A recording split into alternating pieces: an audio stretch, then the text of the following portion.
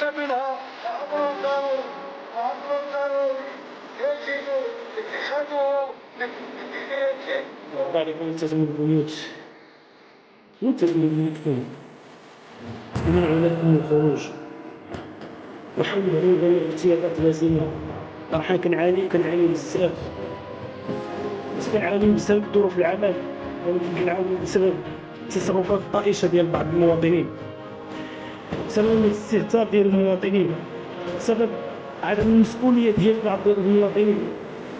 الآن مثال السلطة والضرب والبوليس جميع ركائز الدولة تقوم بالتوعية، تقوم بالمنع المواطنين من الانتشار من الاختلاط، ولكن لا حياة للانتهاك، لا حياة للانتهاك. علاش ما كانوش يوعوا بأن الدول العظمى سقطت أمام الفيروس؟